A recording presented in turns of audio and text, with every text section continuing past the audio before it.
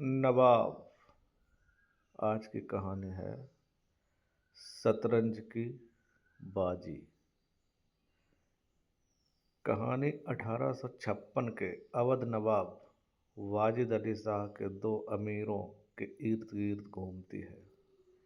ये दोनों खिलाड़ी शतरंज में इतने व्यस्त रहते हैं कि इन्हें अपने शासन तथा परिवार की भी फिक्र नहीं रहती।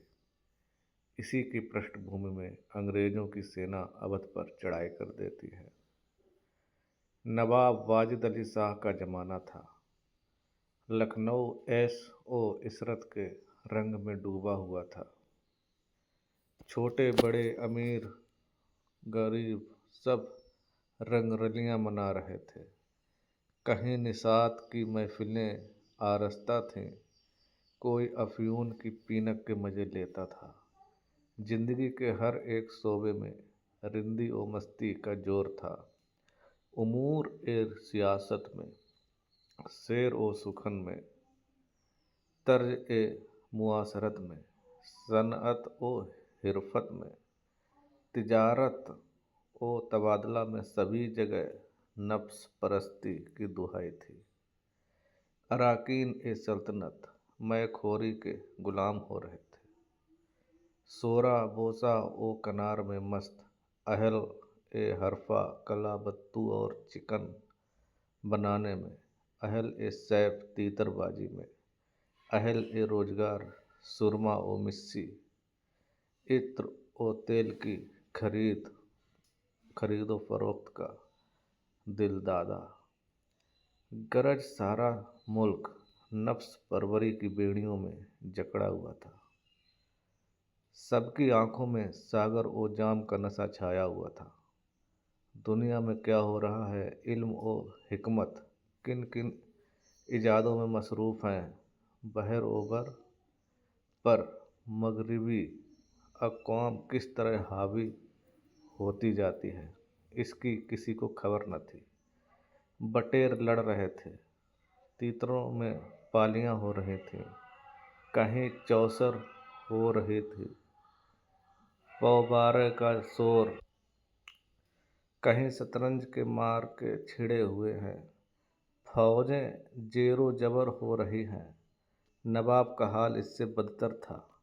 वहाँ गत्तों और तालों की इजाद होती थी। खित्ता ए नफ्स के लिए नए लटके नए नए नुस्खे सोचे जाते थे। यहाँ तक कि फ़क्र खैरात के पैसे पाते तो रोटियां खरीदने की बजाय मदक और चंडों के मज़े लेते थे।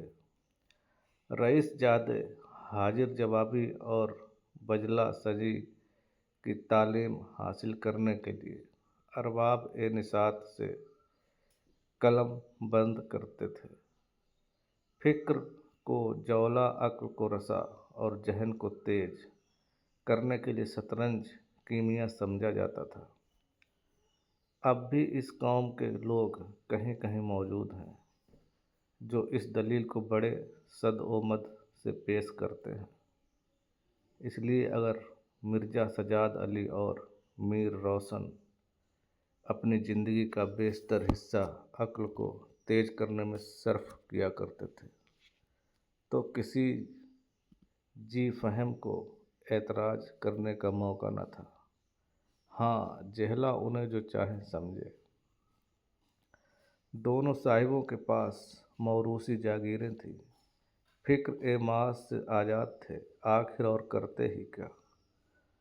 तुलू ए सहर होते ही दोनों साहिब नाश्ता करके बिसात पर बैठ जाते, मुहरे बिछा लेते और अक्ल को तेज करना शुरू कर देते थे।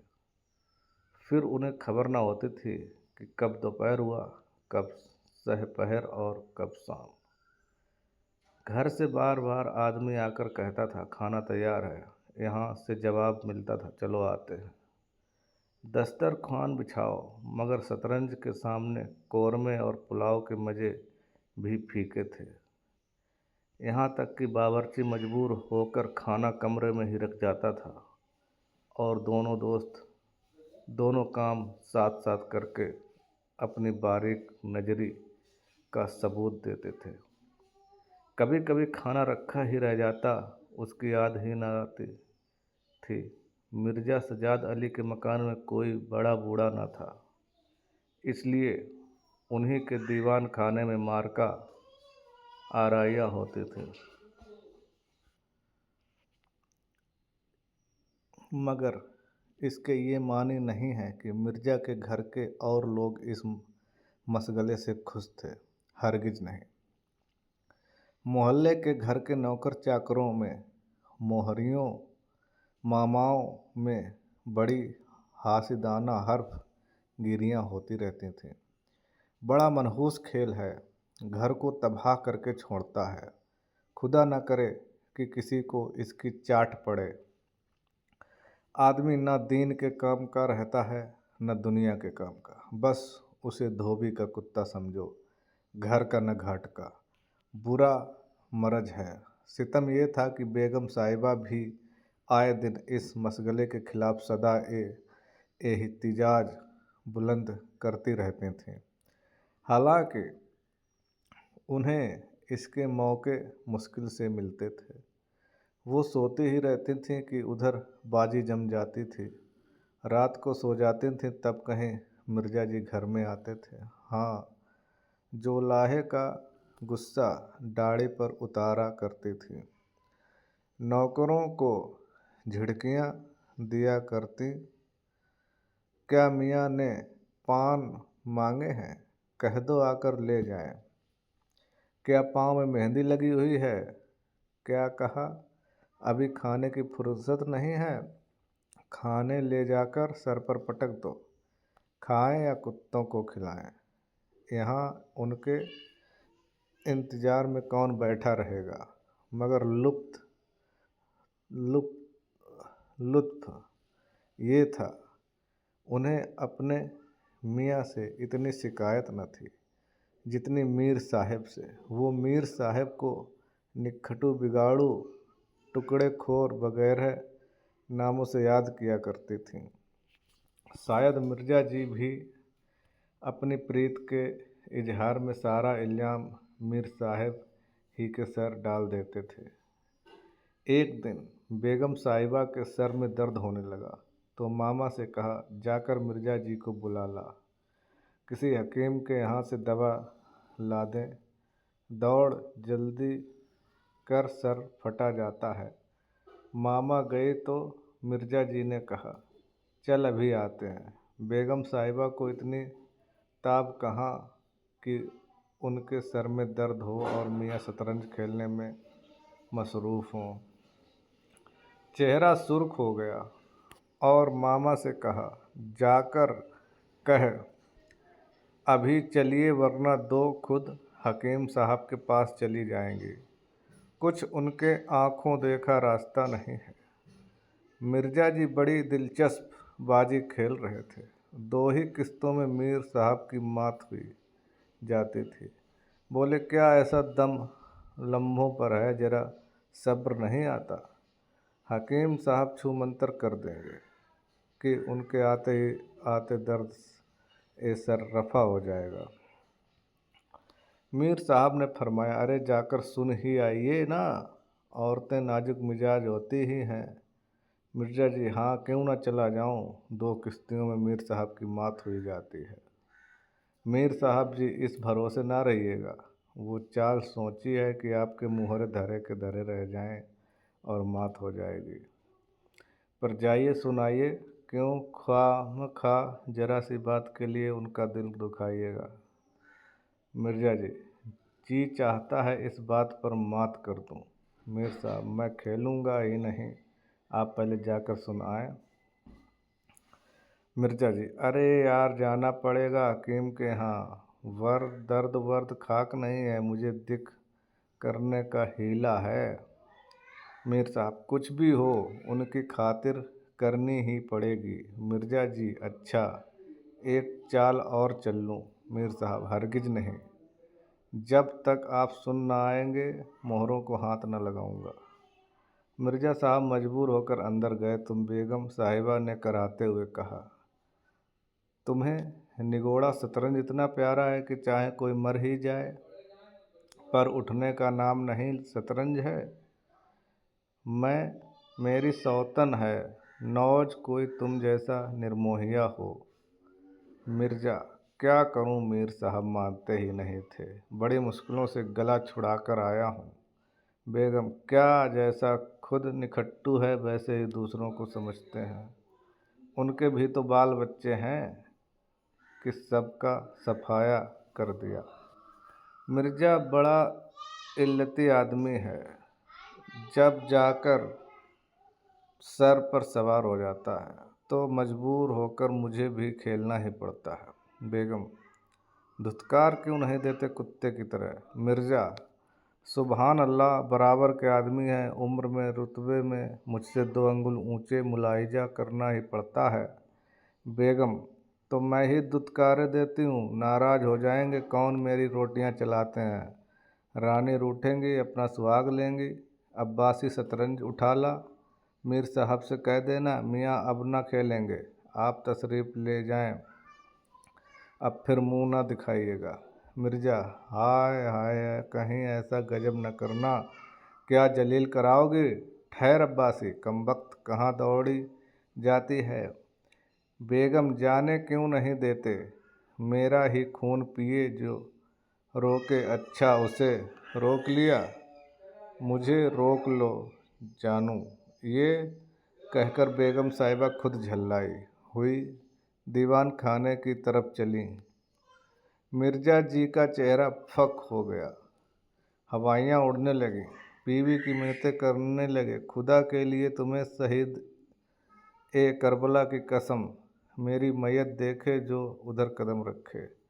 लेकिन बेगम साहिबा ने एक न माने, दीवान खाने के दरवाजे तक गईं। एकाएक नामहरम के रूबरू वे नकाब जाते हुए पैर रुक गए। वहीं से अंदर की तरफ झांका, हुस्न इत्तिफाफ से कमरा खाली था। मीर साहब ने हस्ब ज़रूरत 2-4 मोहरे तब्दील कर दिए थे। उस वक्त अपनी सफाई जताने के लिए बाहर चबूतरे पर चहलकदमी कर रहे थे। फिर क्या था, बेगम साहिबा को मुंह मांगी मुराद मिली। अंदर पहुंचकर बाजी उलट दी, मुहरे कुछ तख्त के नीचे फेंके हुए बाहर तक, तब दरवाज़ा अंदर से बंद करके कुंडी लगा दी।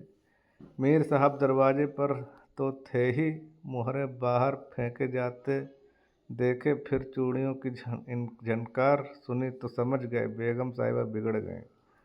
चुपके से घर की राह ली।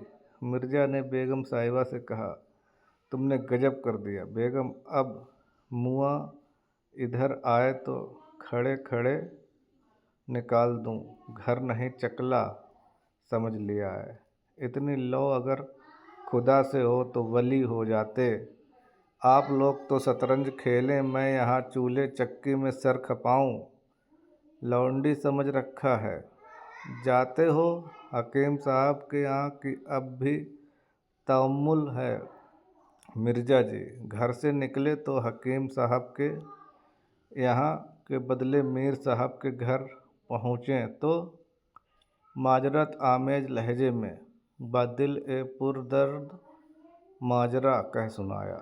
मीर साहब हंसकर बोले, इतना तो मैं उसी वक्त समझ गया था जब दर्द ए सर का पैगाम मामा लाई थी कि आज आसार अच्छे नहीं हैं, मगर बड़ी गुस्सेवार मालूम होती है। उफ, इतनी तमकनत, आपने उन्हें बहुत सर चढ़ा रखा है, ये मुनासिब नहीं। उन्हें इससे क्या मतलब कि आप बाहर क्या करते हैं। खानादारी का इंतजाम करना उनका काम है, मर्दों की बातों में दखल देने का उन्हें कोई मजाल मेरे यहाँ देखिए कभी कोई चूं भी नहीं करता। मिर्ज़ा, खैर अब ये बताइए, अब जमाव कहाँ होगा। मीर, इसका क्या गम है, इतना बड़ा घर पड़ा हुआ है, बस यहीं जमेगी। मिर्ज़ा, लेकिन बेगम साहिबा को कैसे मनाऊंगा, जब घर पर बैठा रहता था तब तो इतनी खफगी थी, घर से चला हूँ तो शायद जिंदा न छोड़े। मीर, अजी बकने दीजिए, 2-4 दिन में खुद ब खुद सीधी हो जाएंगी। हाँ, आप भी ज़रा तन जाइए। मीर साहब की बेगम साहिबा किसी वजह से मीर साहब का घर से गायब रहना ही पसंद करती थीं। इसलिए वो उनके मशगला ए तफरीह का मुतलक गिला न करती थी, बल्कि कभी कभी उन्हें जाने से देर हो जाती या कुछ अलकसाते तो उन्हें आगाह कर दिया करते थे कि इन वजूहात से मीर साहब को गुमान हो गया था कि मेरी बेगम साहिबा निहायत खलीक, मुतमिल मिजाज और इफ़्फ़कस है। लेकिन जब उनके दीवान खाने में बिसात बिखरने लगी और मीर साहब की दायमी मौजूदगी से बेगम साहिबा की आज़ादी में हर्ज पैदा होने लगा तो उन्हें बड़ी तशवीश दामनगीर हुई। दिन के दिन रात दरवाज़ा झाँकने को तरस जाते थे।